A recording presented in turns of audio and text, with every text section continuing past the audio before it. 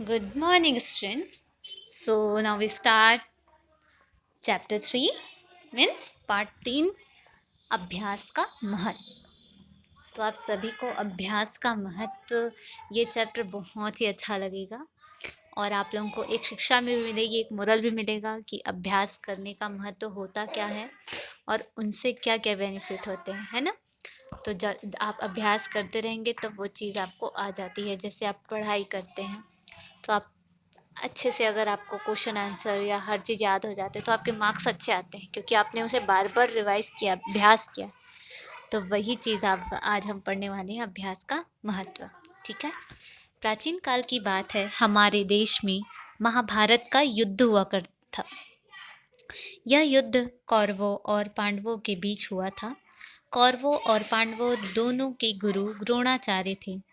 गुरु द्रोणाचार्य युद्ध विद्या में निपुण और धनुष विद्या में सबसे श्रेष्ठ धनुर्धारी थे। गुरु द्रोण कौरवों और पांडवों को धनुष विद्या सिखाते थे। वे अपने सभी शिष्यों से प्यार करते थे, किंतु अर्जुन उनका सबसे प्रिय शिष्य था। एक बार द्रोणाचार्य ने प्रसन्न होकर अर्जुन को आशीर्वाद दिया कि तुम्हारे समान दूसरा धनुर्धारी नहीं होगा। एक दिन सुंदर बालक द्रोणाचार्य के पास आया। आचार्य पांडवों के साथ एकांत में बैठे बात कर रहे थे। मतलब एकांत का अर्थ होता है अकेले। बालक आचार्य के चरणों में प्रणाम कर चुपचाप बैठ गया। तुम कौन हो बेटा? किस लिए मेरे पास आए हो? गुरु द्रोण ने पूछा। बालक ने विनम्रता से उत्तर दिया, मैं निषाद राज हिरण्यधनु का पुत्र हूँ। मेरा नाम एकलव्य है। मैं धनुष विद्या सीखने के लिए आपके पास आया हूँ। आप मुझे अपना शिष्य बनाकर अपने चरणों में शरण दें।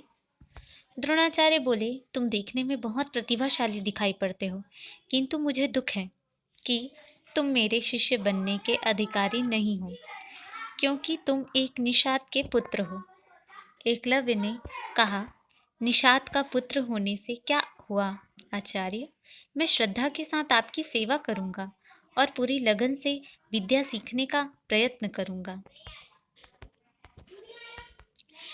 नहीं, निषाद राज का पुत्र मेरा शिष्य नहीं बन सकता। यदि तुम्हें बाण चलाने की विद्या सीखनी ही है तो वन में बाण चलाने का अभ्यास करो, गंभीर स्वर में द्रोण ने कहा और चल दिए। एकलव्य निराश होकर, मतलब उदास हो गए और वन में लौट गया। परंतु धनुर्विद्या सीखने की उसे लगन थी। उसने जंगल में द्रोणाचार्य की मूर्ति बनाई और उसी को गुरु मान लिया। अब वह प्रतिदिन उस मूर्ति को प्रणाम करता और उसी के सामने बाण चलाने का अभ्यास करता था। इस प्रकार कुछ ही दिनों में उसने बाण चलाने और निशाना लगाने में पूरी निपुणता प्राप्त कर ली। एक दिन कौरव और पांडव उस वन में आखेट के लिए गए। उनके साथ एक कुत्ता भी गया था। कुत्ता एकलव्य को देखकर भौंकने लगा। तब एकलव्य ने एक साथ 7 बाण छोड़े और वे सातों बाण कुत्ते के मुंह में घुस गए। एकलव्य की बाण चलाने की इस निपुणता को देख कौरव और पांडव एकलव्य के पास गए और उससे उसका परिचय पूछा कि तुम कौन हो, क्या नाम है, ठीक है। एकलव्य ने कहा, मैं निषाद राज का पुत्र तथा गुरु द्रोणाचार्य का शिष्य हूँ। मेरा नाम एकलव्य है। मैं यहाँ बाण चलाने का अभ्यास करता हूँ। एकलव्य की धनुर्विद्या को देखकर सभी राजकुमार चकित थे। वे उसकी प्रशंसा करते हुए घर लौट आए। अगले दिन अर्जुन द्रोणाचार्य के पास गया। वह गुरु को प्रणाम कर चिंतित भाव से चुपचाप बैठ गया। गुरु ने अर्जुन की चिंता का कारण पूछा। अर्जुन बोला, आपने मुझसे कहा था कि मेरे समान धनुर्धारी आपका कोई दूसरा शिष्य ना होगा, परंतु निषाद राज हिरण्यधनु का पुत्र एकलव्य धनुर्विद्या में मुझसे अधिक निपुण है, जो आपका ही शिष्य है।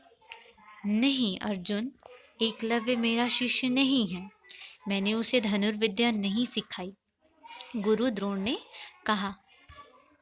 तब अर्जुन ने पिछले दिनों की सारी घटना द्रोणाचार्य को सुनाई। द्रोणाचार्य को बड़ा आश्चर्य हुआ। वे अर्जुन को साथ लेकर एकलव्य के पास पहुँचे। एकलव्य ने बड़ी श्रद्धा से गुरु द्रोणाचार्य के चरणों में झुककर प्रणाम किया। द्रोणाचार्य ने आशीर्वाद दिया और पूछा, तुमने धनुर्विद्या किससे सीखी है? एकलव्य ने उत्तर दिया, आपसे गुरुदेव। यह देखिए आपकी प्रतिमा। मैं प्रतिदिन आपके चरणों में प्रणाम कर बाण चलाने का अभ्यास करता हूँ। द्रोणाचार्य एकलव्य की गुरु भक्ति और लगन को देखकर बहुत प्रसन्न हुए। कुछ सोचकर उन्होंने एकलव्य से कहा, अच्छा, यदि तुम मेरे शिष्य हो तो गुरु दक्षिणा दो। आज्ञा दीजिए गुरुदेव, मेरी प्रत्येक वस्तु आपके चरणों में समर्पित है। यह कहकर एकलव्य ने अपना सिर झुका लिया। द्रोणाचार्य ने कहा, अच्छा, अपने दाएं हाथ का अंगूठा गुरु दक्षिणा में दे दो। एकलव्य क्षण भर चुप हो गया। फिर उसने प्रसन्नता पूर्वक अपने दाएं हाथ का अंगूठा काटकर गुरु द्रोण के चरणों में रख दिया।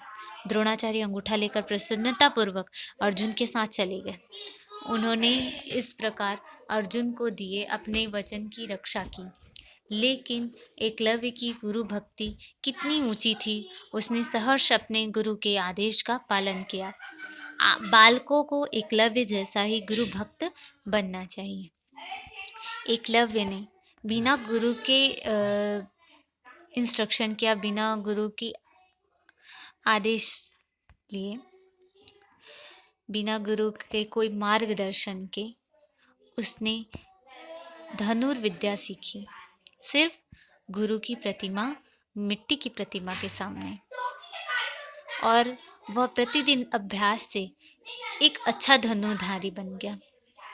अगर उसके दाएं हाथ का अंगूठा गुरु द्रोणाचार्य ने दक्षिणा में ना लिया होता तो वो श्रेष्ठ धनुर्धारी होता। ठीक है, तो आपको इससे ये शिक्षा मिलती है कि सभी को अभ्यास करते रहना चाहिए। आप लोग पढ़ाई में अभ्यास कीजिए, पढ़ने का। जैसे पढ़ना अच्छे से नहीं आता तो आप पढ़िए, आपको लिखना नहीं आता तो रेगुलर लिखिए। ठीक है, हर चीज़ के अभ्यास के से आप पहले से निपुण हो सकते हैं। ठीक है, आप अब शब्दार्थ लिख लेंगे। जो भी आपको कठिन शब्द आते हैं उसे आप यहाँ से देख सकते हैं। एकलव्य कौन था? एकलव्य निषाद राज का पुत्र था। एकलव्य धनुर्विद्या सीखने के लिए किसके पास गया? गुरु द्रोणाचार्य के पास। गुरु द्रोणाचार्य ने अर्जुन को क्या आशीर्वाद दिया? गुरु द्रोणाचार्य ने अर्जुन को आशीर्वाद दिया कि देखिए, यहाँ पर से आप क्वेश्चन आंसर भी ढूंढना चाहिए। ठीक है, तो मैं आपको बताती हूँ। देखिए, यहाँ पर है, पेंसिल से मार्क लगा हुआ है। मेरे समान आशीर्वाद दिया था कि अर्जुन के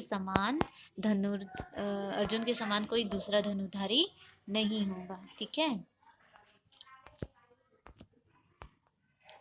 कुत्ते के भौंकने पर एकलव्य ने क्या किया? चलिए बताइए, मैं आपको सीधा यहाँ से दिखाती हूँ। ठीक है,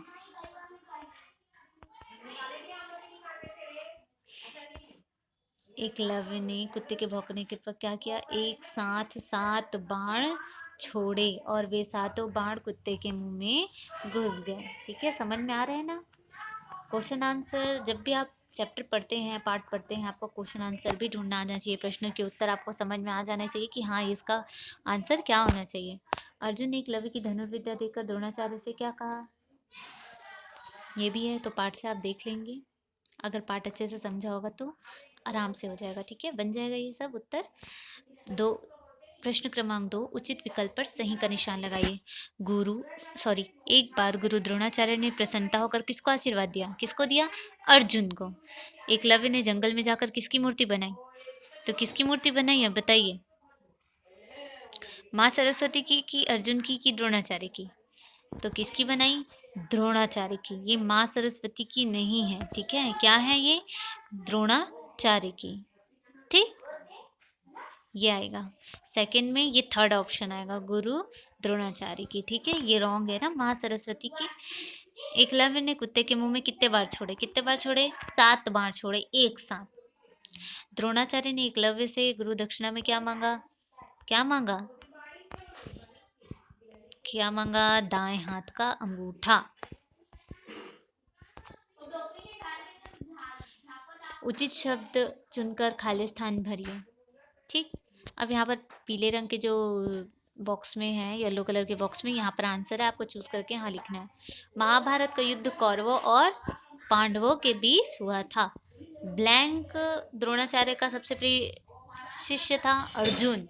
ब्लैंक और पांडवों दोनों के गुरु कौन थे? कौरवों और पांडवों के गुरु कौन थे? ठीक है, मतलब द्रोणाचार्य थे ना। मैं निषाद राज ब्लैंक का पुत्र एकलव्य हूँ। मैं निषाद राज हिरण्यधनु का पुत्र एकलव्य हूँ। ठीक है। निम्नलिखित शब्दों में ता प्रत्यय, तो यहाँ पर जितने भी वर्ड्स दिए गए हैं सब में ता जोड़ना है। जैसे स्वच्छ में ता जोड़ेंगे क्या तो बनेगा? प्रत्यय का मतलब होता है शब्द के आखिरी में जुड़ने वाले शब्द को क्या कहते हैं? प्रत्यय।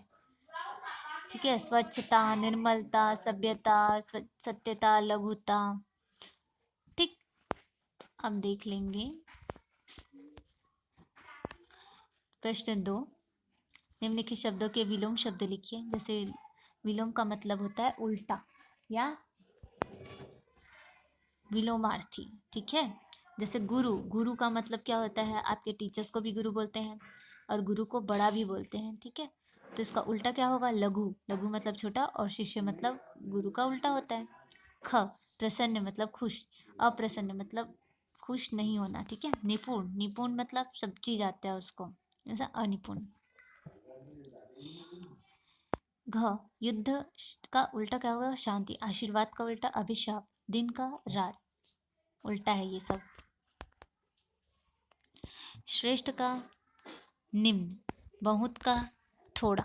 ठीक है, ये सारे उल्टे हैं। ठीक है, विलोम। आज का कल, तो ये आपको समझ में आया। ठीक, आप पाठ अच्छे से पढ़ेंगे समझेंगे तो ये सारे क्वेश्चन के आंसर आपसे इजीली बन जाएंगे। ठीक है, थैंक यू।